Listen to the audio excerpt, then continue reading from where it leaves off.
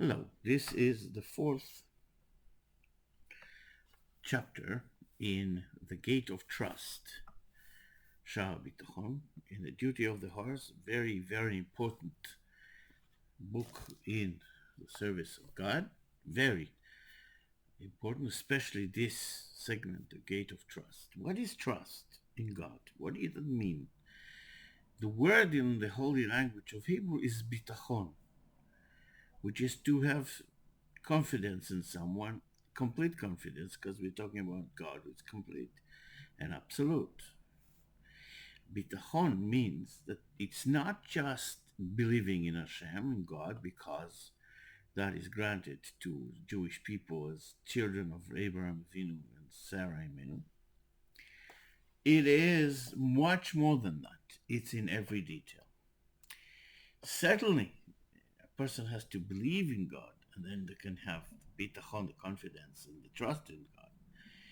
But in the reality of it, the trust in God is much more complex. As this segment here lets us know, it's in every detail. The person that does something within this world in order to earn a living, in order to create something, so to speak, has to have certain things, very special things, for whatever work or whatever artistry he's trying to make.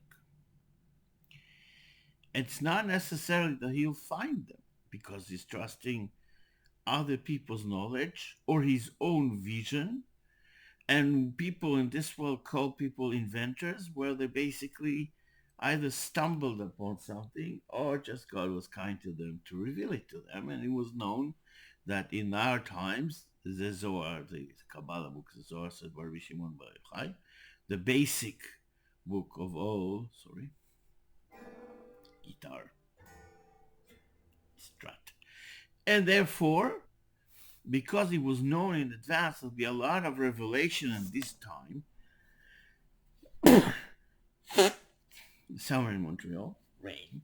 It is pre-known. It was known in advance 2,000 years ago that this amount of incredible information will be revealed to mankind in this time, starting the last 2 centuries ago to the count of the non-Jews. But the idea is that the people don't invent anything. They stumble upon it. It's always there.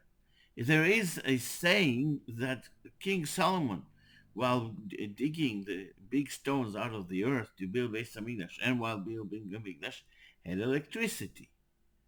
We are much behind all the knowledge our predecessor had, but they had deeper knowledge in the understanding of the workings on the universe rather than in certain things which are physical.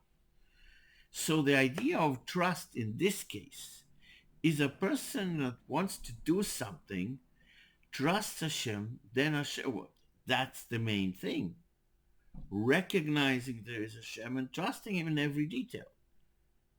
Now this is the catch.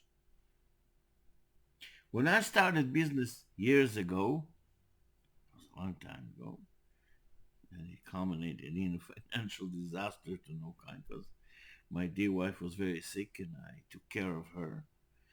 When she passed away, I was left with nothing. Not her, not the money, because it was stolen.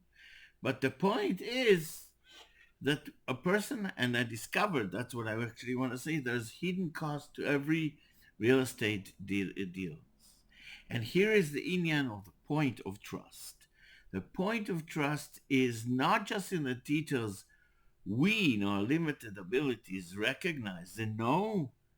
It's much more than that. It's trusting God in those details we don't know. Give you an example. Very dear friends of mine, truly dear friends of mine, over 30 years, and in the absence of parents, when I get married, I'm going to ask them to walk with me in the chuppah soon, Be'ezrat Hashem. So, what is the idea? That you have Hindu things. They purchased an apartment, yes, And so they discovered that another bank still had the lien on it. Or a person goes to an area, built, everything is okay, and purchases a home, tries to get it, to renovate it quite commonly today, discover that all kinds of issues and problems and not everything is clear. There's so many hidden details in our lives. That's where the big and the real trust is in God. Those things we cannot see. For example, for godly reasons and those alone,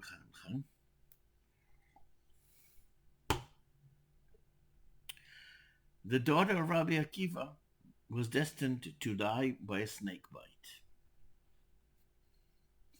The snake was coming through the wall, and on its way to fulfill its mission, his head was in a hole in the wall not far from her bed, waiting for a time that she was asleep to bite her. That was his goal. And then she put down a special ring with a pin, maybe it was a goblet or whatever, in the wall, and the pin pierced the snake's head, killed it.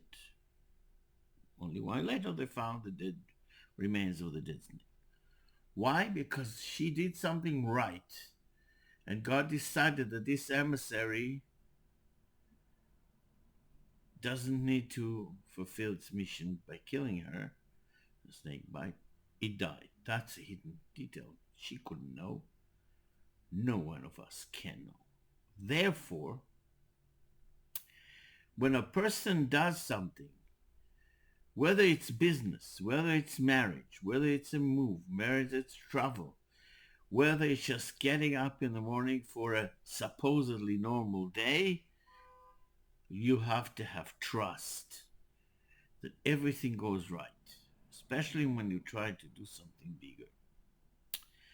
Therefore, the trust in God is unlike the people who trust advisors or other people or they or themselves when they're given to those people's error, margin possibility of error, changes in the market, all sorts of things. I had a so-called partner who harmed me greatly, who got into what he thought was huge development in Arizona. I said, why are you doing this? He said, I want to work for you. You have all these holdings, which were in the tens of millions. I mean, real estate is like that. And he said, I'm a deal junkie. I got to go into it. And then the market collapsed, taking him and all the business and all the holdings he had, including those in Israel, all the way down to the bottom of the bottom. Why?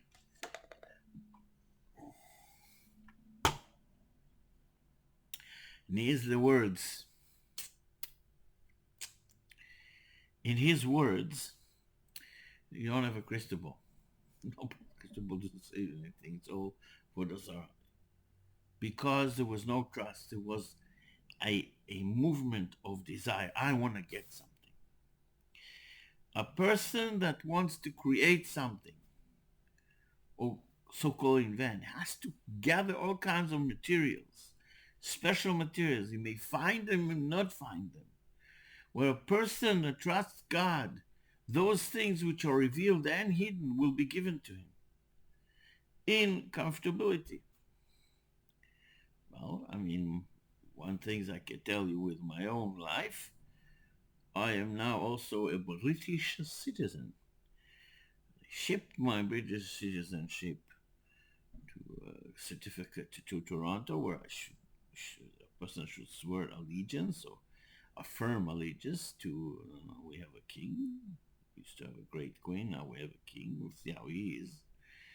But in order to help me, what did Hashem do? I wrote the British, nobody contacts me. I need to get the certificate. I want to get a British passport.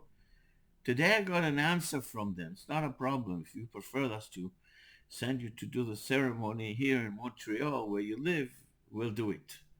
Ladies and gentlemen, just trust God. Don't play around with your lives.